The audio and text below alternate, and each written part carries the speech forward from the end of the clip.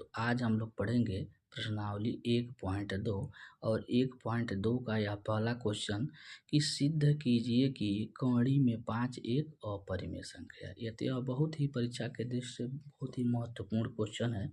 यह बार बार परीक्षा में पूछा जाता है और इसके साथ साथ यह जो सवाल लगाएंगे, अगर यहाँ पर देखिए कौड़ी में 2, कौड़ी में 3, कौड़ी में 7 और भी इस तरीके का जो भी सवाल रहेगा, तो जो यह सवाल लगा रहे हैं हम, उसी के सवाल आपका क्या होगा, हल होगा। अब देखिए, अब आपको क्या करना है, सवाल कैसे हल होगा, तो यह दिया है कि सिद्ध कीजिए कि कौड़ी में 5 एक अपरिमेय। यहाँ अपरिमेय है तो इसका विपरीत हम हमेशा मानेंगे, क्या मानेंगे, परिमेय संख्या। तो यहाँ पर हल करना हम चालू कर रहे हैं। देखिए यहाँ लिखेंगे हल में क्या लिखेंगे कि कौड़ी में 5 एक परिमेय संख्या है, परिमेय संख्या है। जब यह परिमेय संख्या है तो इसे हम P/Q के रूप में क्या कर सकते हैं, लिख सकते हैं। तो यहाँ पर लिखिए कि कौड़ी में 5 और इसे हम लिखेंगे P/Q के रूप। अब P/Q क्या है, जो परिमेय होता है वह अंश बटे हर के रूप में होता है। उसके बाद यहाँ पर और क्या लिखना है, कि P और Q एक सहअभाज्य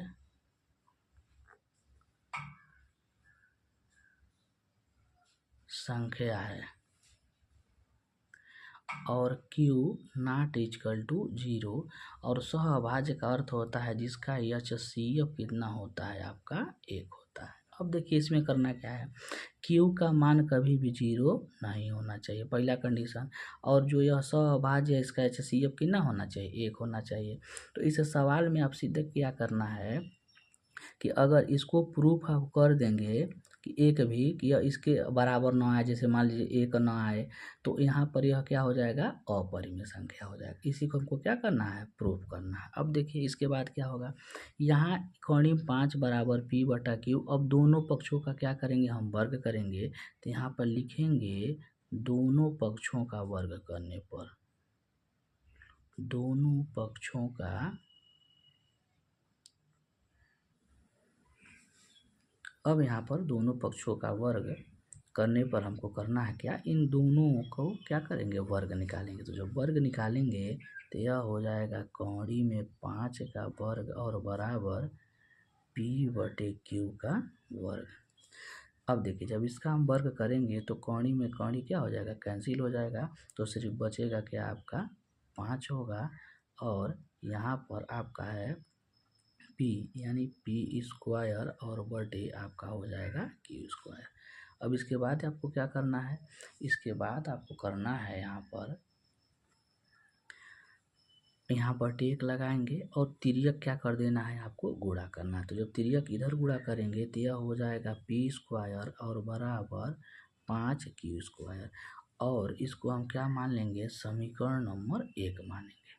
अब देखिए अब क्या करना है, 5 इधर है तो एक बार इसमें हम P² में 5 से क्या करेंगे, भाग देंगे। तो भाग देंगे तो यहाँ लिखेंगे P² और बटे 5 और यहाँ पर Q²। अब यहाँ पर लिखना क्या है, लिखना है कि P² का मान 5 से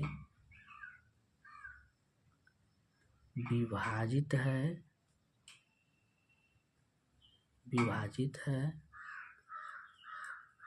अतः P भी 5 से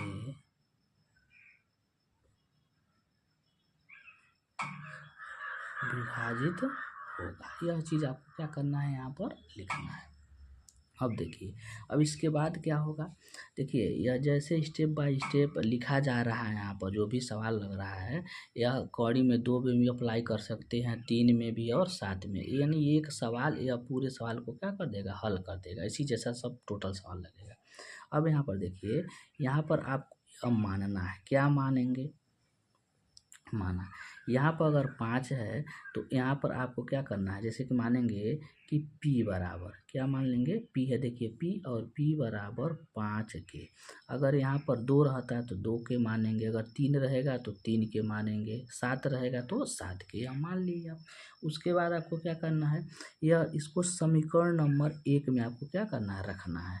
तो यहाँ लिखेंगे कि p का मान, यहाँ लिख दीजिए p का मान समीकरण नंबर 1 में रखने पर, तो 1 में रखिए। देखिए समीकरण नंबर 1 यही है। तो इसमें जब आप रखेंगे तो आपको करना क्या है, यहाँ पर देखिए पहले इस समीकरण 1 को यहाँ पर लिखेंगे। तो लिखेंगे p² बराबर 5 और q²।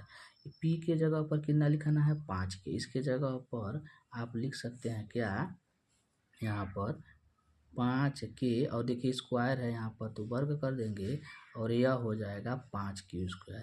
जब इसका हम वर्ग निकालेंगे तो यह हो जाएगा 25 और k² और यह है 5q²।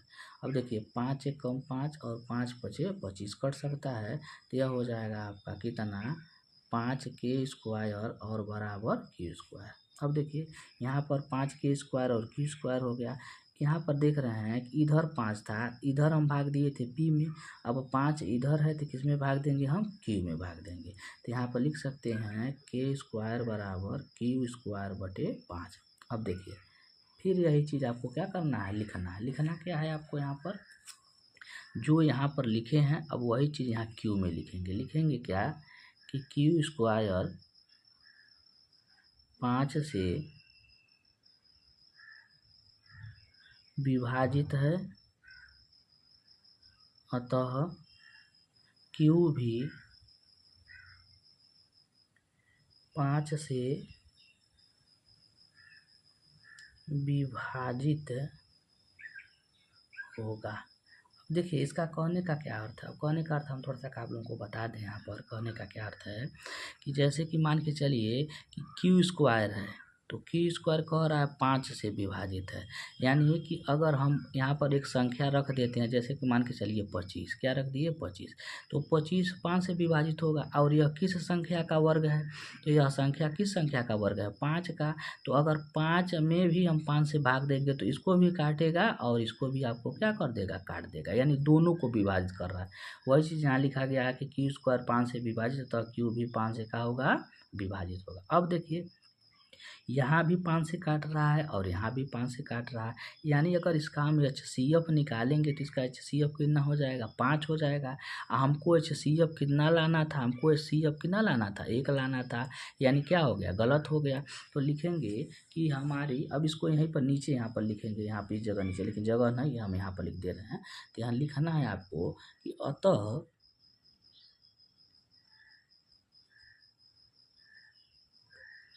हमारी कल्पना गलत सिद्ध होता है। कौड़ी में 5 एक परिमेय संख्या नहीं है, यह एक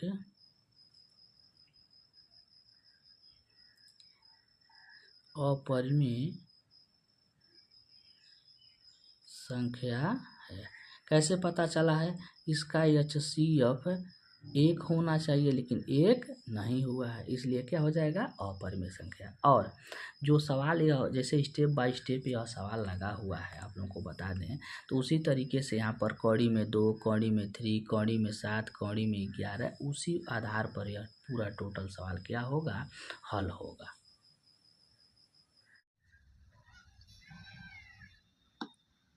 अब हम लोग यहाँ पर दूसरा क्वेश्चन देखिए, दूसरा क्वेश्चन क्या दिया है कि सिद्ध कीजिए कि 3 + 2 कौड़ी में 5 एक अपरिमेय संख्या है। अब इसमें देखिए जब इस तरीके का सवाल आता है, जब सिंगल सवाल आएगा, जैसे कि मान के चलिए कि अगर सिर्फ आ जाए कि कौड़ी में 2, कौड़ी में 3, कौड़ी में 5 और कौड़ी में 7।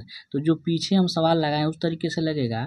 और जब इस तरीके से सवाल आएगा कि कौड़ी के साथ कोई अन्य और अंक लग जाए, जैसे मान के चलिए यहाँ देखिए 2 हो गया है, यहाँ पर 3 हो गया है, यानी कौड़ी के अलावा और भी अगर कोई अंक आ जाएगा तो उसे हम थोड़ा छोटे फॉर्म में लगाएंगे। अब देखिए इसको कैसे लगाएंगे, तो यहाँ भी वही चीज़ करेंगे कि माना, क्या करेंगे तो लिखेंगे कि माना, मानेंगे क्या कि मानेंगे 3 + 2 कौड़ी में 5 एक परिमेय संख्या है।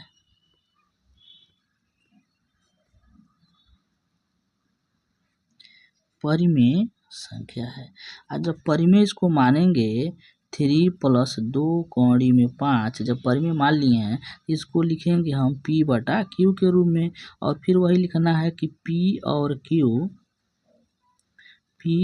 Q एक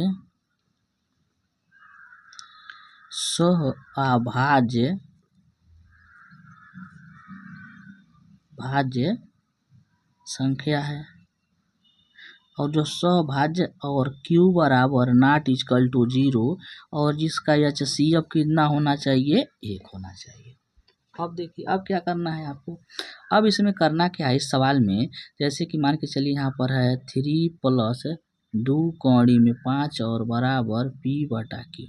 अब इसमें करना क्या, इतना लिखने के बाद करना क्या है आपको कि कौड़ी का जो संख्या रहेगा वह लेफ्ट हैंड साइड में रहेगा, यानी इधर रहेगा, और जो कौड़ी के अलावा कोई भी अंक रहेगा उसे हम क्या कर देंगे राइट हैंड साइड में, यानी P और Q के तरफ कर देंगे। अब देखिए तो जब इसको हम इधर पक्षांतर करेंगे तो इसको लिख सकते हैं 2 कौड़ी में 5 और PQ, और इसको जब पक्षांतर करेंगे तो यह माइनस कितना हो जाएगा 3 हो जाएगा। अब इसको भी हमको हटाना है, तो जब इसको भी हम हटाएंगे तो यह हो जाएगा कौड़ी में 5 और P/Q -3 और बटे कितना हो गया 2 हो गया। अब देखिए अब एक तरफ आपको अपरिमेय संख्या है और एक तरफ आपको दिखलाई दे रहा है परिमेय संख्या है, तो यह कैसे संभव होगा कि परिमेय और अपरिमेय आपस में बराबर हो जाएगा, यह संभव नहीं है। तो यहाँ लिखेंगे कि कौड़ी में 5 और बराबर P/Q -3/2, यह यहाँ लिखेंगे कि यह संभव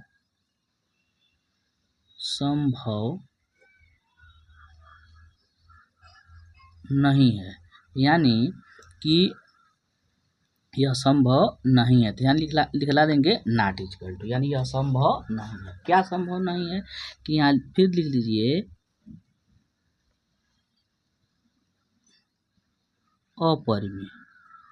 अपरिमेय और बराबर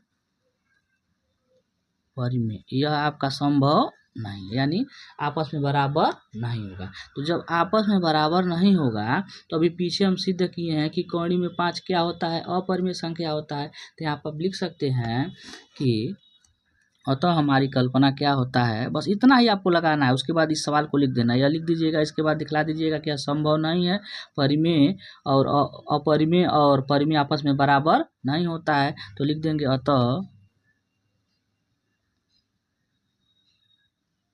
हमारी कल्पना गलत सिद्ध होता है। 3 + 2 कौड़ी में 5 एक परिमेय संख्या नहीं है, यह एक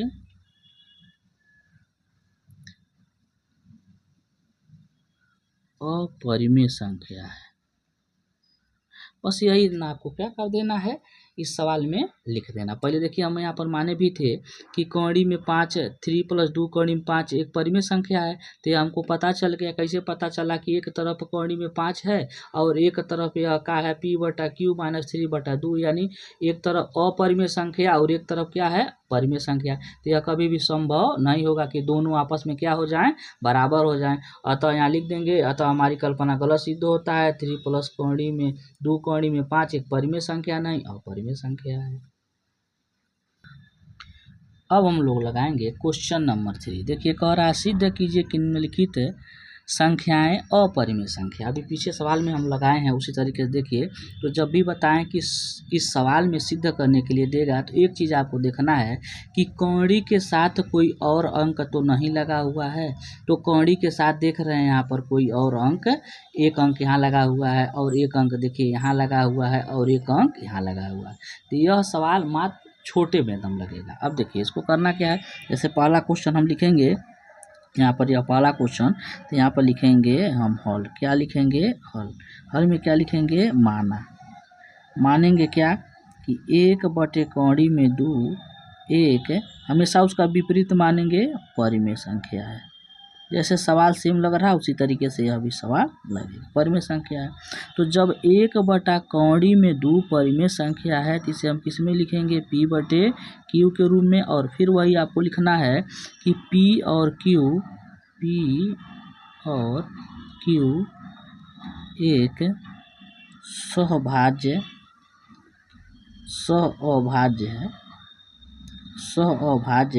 संख्या है, सहअभाज्य संख्या है। और Q नॉट इक्वल टू 0 और जिसका HCF कितना होना चाहिए? 1 होना चाहिए।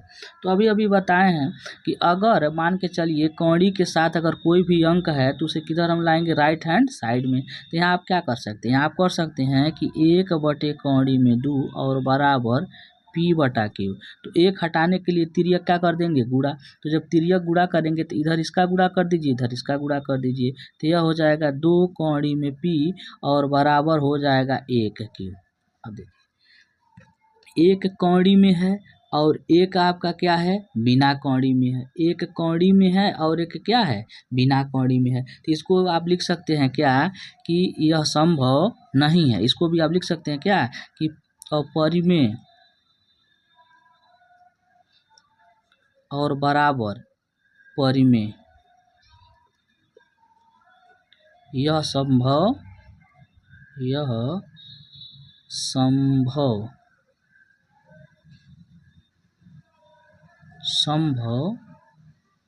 नहीं है। क्यों नहीं है? कि कभी भी परिमेय और अपरिमेय आपस में बराबर नहीं होता है। तो इसके बाद फिर वही आप लिख सकते हैं क्या कि अतः हमारी कल्पना, यहाँ लिख दीजिए, अतः हमारी कल्पना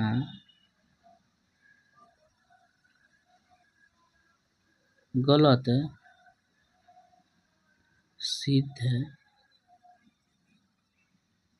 होता है। कौड़ी में 1/कौड़ी में 2 एक परिमेय संख्या नहीं है, यह एक अपरिमेय संख्या है। बस इतना ही आप इस सवाल में आपको क्या कर देना है? लिख देना है। उसके बाद देखिए यहाँ पर हम दूसरा क्वेश्चन लगाएंगे। यहीं पर देखिए लगा दे रहे हैं दूसरा क्वेश्चन। दूसरा क्वेश्चन क्या दिया है कि 7 कौड़ी में 5, दूसरा वाला क्वेश्चन है। अब इसको भी लगाएंगे तो लिखेंगे क्या? हम हल लिखेंगे और फिर वही चीज लिखेंगे कि 7 कौड़ी में 5 एक क्या है? परिमेय संख्या है। पीछे जैसे सवाल लगा सेम यह भी लगेगा। तो 7 कौड़ी में 5 जब परिमेय है इसे हम लिखेंगे P/Q के रूप में। और यहाँ लिखेंगे P और Q एक सहअभाज्य संख्या है और Q नॉट इक्वल टू 0 रहेगा और जिसका HCF आपका कितना रहेगा? 1 रहेगा। देखिए यहाँ तक हो गया। अब फिर क्या करना है बताए हैं कि अगर कौड़ी के साथ कोई भी अगर अंक है तो उसको हम किस में लिखेंगे? विपरीत में, यानी इधर ले आ देंगे। किधर? राइट हैंड साइड में। तो इसको भी इधर करिए तो यह हो जाएगा 7 कौड़ी में 5 और p बटा q। जब इसको ले आएंगे हम भाग में तो यह हो जाएगा आपका कौड़ी में 5 और p बटा q और बटे कितना हो गया 7। अब देखिए इधर आपका क्या है, एक अपरिमेय संख्या है और इधर क्या है आपका परिमेय संख्या। यह आपस में बराबर होगा, तो अभी अभी हम सिद्ध किए हैं कि आपस में यह बराबर नहीं होगा।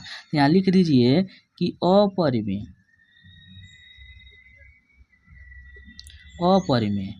और बराबर परिमेय कभी भी यह संभव नहीं है, यह संभव नहीं है। क्यों नहीं संभव है? कि आपस में कभी बराबर नहीं होगा। तो यहाँ पर लिख सकते हैं कि अतः हमारी कल्पना, फिर वही यहाँ पर लिखना है, अतः हमारी कल्पना गलत सिद्ध होता है कि 7 कौड़ी में 5 एक परिमेय संख्या नहीं है, यह एक अपरिमेय संख्या। यह आपका सवाल क्या हो जाएगा, हल हो जाएगा। इसी तरीके से इस सवाल को क्या करना है, आपको लगाना है। अब देखिए, अब यहाँ पर हम तीसरा क्वेश्चन देखिए। तो तीसरा क्वेश्चन क्या था उसमें कि 6 प्लस कौड़ी में 2, इसको भी आपको क्या करना है, सिद्ध करना है कि अपरिमेय संख्या है। तो फिर यहाँ पर लिखेंगे कि हल, क्या लिखेंगे हम, हल, और हल में लिखेंगे माना। क्या लिखेंगे, माना। माने क्या है आप, यही मानिए कि 6 प्लस कौड़ी में 2 एक परिमेय संख्या है।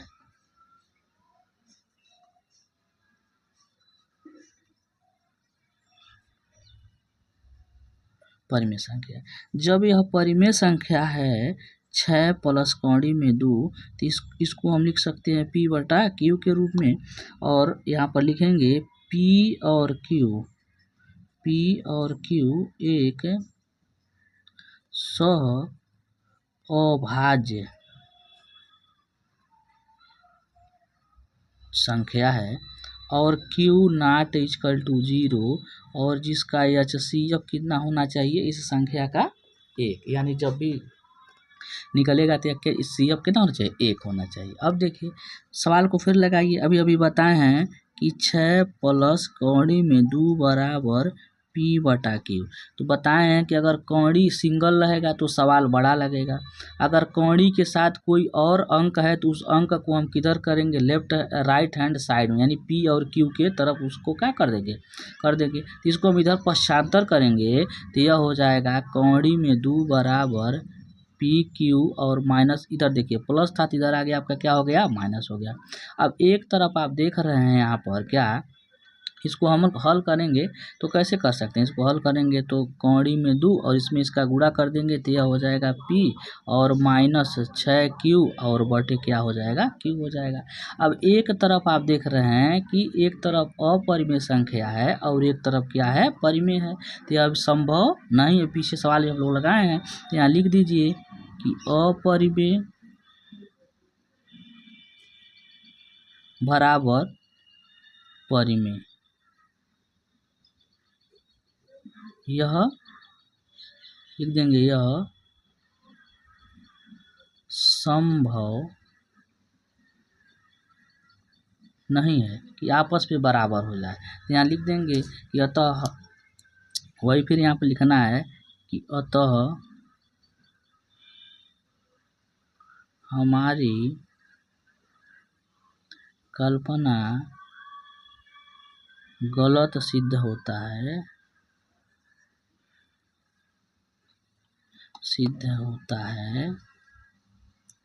6 प्लस कौड़ी में 2 एक